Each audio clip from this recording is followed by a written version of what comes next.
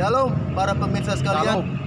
Selamat berjumpa lagi bersama dengan saya Alfredo Yersamosir dan Bapak Gunter Sianturi dalam acara menggali firman Tuhan dengan tema segan untuk bertobat. Shalom Bapak Sianturi. Shalom. Gini Pak, ada beberapa pertanyaan yang akan saya berikan kepada Bapak Amin. mengenai tema ini, segan untuk bertobat. Pertanyaan pertama, kenapa takut bertobat orang? Mohon penjelasannya Pak. Kenapa orang takut bertobat gitu ya? Iya Pak. Nah, alasan-alasannya ialah nanti kalau kita masuk atau bertobat nggak bebas lagi, nggak bisa mana-mana, nggak bisa ini, nggak bisa itu, terkekang kita. Iya. Ada yang bilang gitu. Ada. Nah, kemudian ada juga kita kalau bertobat itu jangan tanggung-tanggung dia Iya. bilang. Jadi harus sekaligus masuk dan harus sungguh-sungguh dia bilang. Iya. Sedangkan aku belum siap ke situ dia bilang. Siap hatinya ya Pak. Ya. Iya. Kemudian ada yang bilang juga saya belum sanggup sebab nanti kalau bertobat itu harus seperti malaikat dia bilang kan. Iya. Jadi nggak boleh main-main. Iya. Jadi dia takut, dia segan. Takut, dia Baik segan, sih, ya, Pak. ya kan. Baik, yang berikutnya orang berpikir nanti kalau sudah seperti itu saya nggak bisa. Wah, ini masih dunia, jadi saya harus cari makan dulu. Iya. Nanti kalau sudah tua baru bertobat. Nah, Putih ada yang rambut bilang tua. begitu Iya. juga. Nanti kalau ada juga yang bilang, kau bilang bertobat, saya kan sudah Kristen, dia bilang. Iya. Jadi dia pikir kalau sudah Kristen itu udah pas, Iya. nggak ada lagi. Ya kalau bertobat itu misalnya ya yang belum beragama, Iya. itulah kau ajak bertobat. Jangan saya yang sudah Kristen. Nah, itu kira-kira ketakutan orang atau segan orang bertobat. Padahal sebenarnya bertobat itu tidak terlalu sulit. Bahwasanya kita harus jadi seperti malaikat, nggak Iya. begitu. Nah, itu kira-kira bayangannya. Kita lanjut ke pertanyaan selanjutnya, pertanyaan nomor 2. Apakah resikonya jika tidak bertobat? Mohon Iya. penjelasan dari Bapak. Silakan Pak. Nah, yang pertama tadi kita baca dulu Matius pasal 4 ayat 17. Matius Ini awal-awal Tuhan Yesus berkhotbah, Matius pasal 4 ayat 17. Pada 17 Pak, ya. Ya.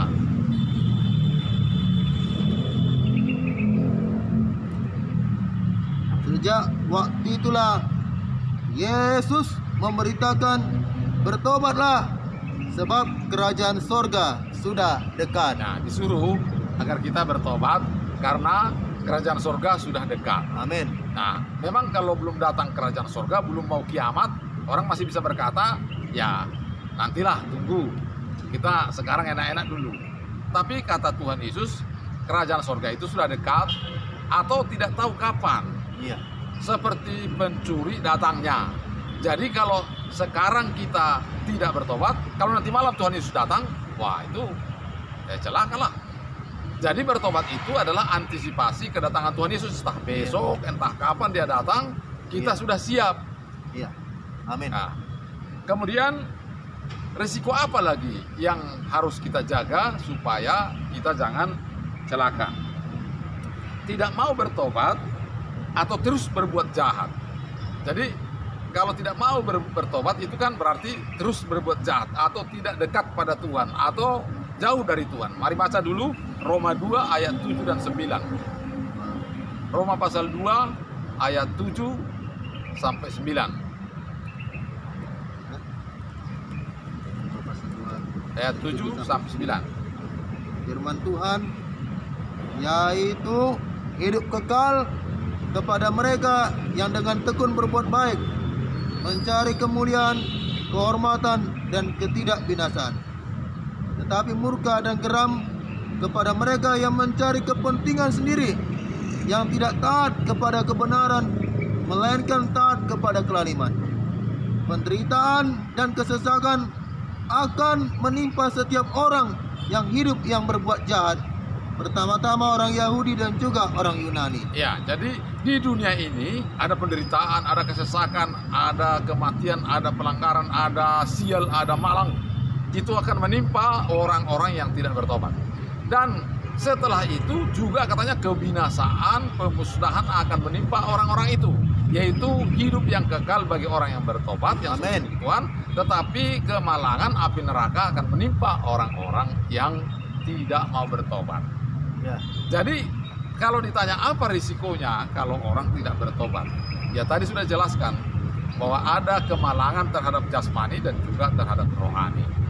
Kemudian apa artinya tidak mau bertobat? Misalnya di dunia ini saja, kalau kita tidak mau berbuat baik, kalau kita tidak mau baik, juga akan mendapat hukuman. Misalnya orang korupsi.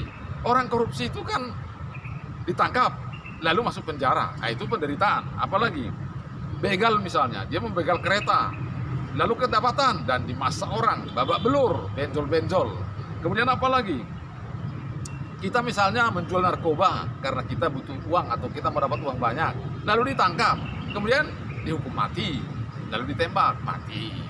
Kemudian apalagi? Misalnya orang begadang, masuk angin, kemudian sakit. Nah, kemudian apalagi? Malas kerja berarti apa yang terjadi? Tidak ada uang, miskin. Kemudian apalagi? Ugal-ugalan di jalan, tidak mau baik, nanti tabrakan, mati. Apalagi? Main judi misalnya, main judi kalah, habis duit, nanti berantem di rumah sama istri. Kemudian apalagi? Mabuk kita, lalu kita nggak terasa bahwa kita sudah maki-maki orang. Lalu dia bogem kita, benjol kepala, masuk rumah sakit. Kemudian apalagi? Tak peduli Tuhan, seperti yang tadi. Kalau kita tidak peduli Tuhan, nah kita masuk neraka. Itu kira-kira resikonya kita tidak mau bertobat. Itu kira-kira sama. Iya. Lanjut lagi pertanyaan untuk selanjutnya, pertanyaan nomor 3. Bagaimanakah bertobat itu, Pak? Silakan Ya. penjelasan dari Bapak. Saudara-saudara, mungkin orang berpikir kalau bertobat itu harus seperti malaikat. Terus harus tinggalkan ini, tinggalkan itu. Ya kalau bisa sih nggak apa-apa.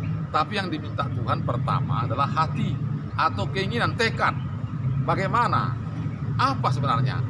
Jadi kami menyarankan, karena ini persoalan kita mau atau tidak, maka kita berdoa kepada Tuhan. Ya Tuhan, seperti apa bertobat itu?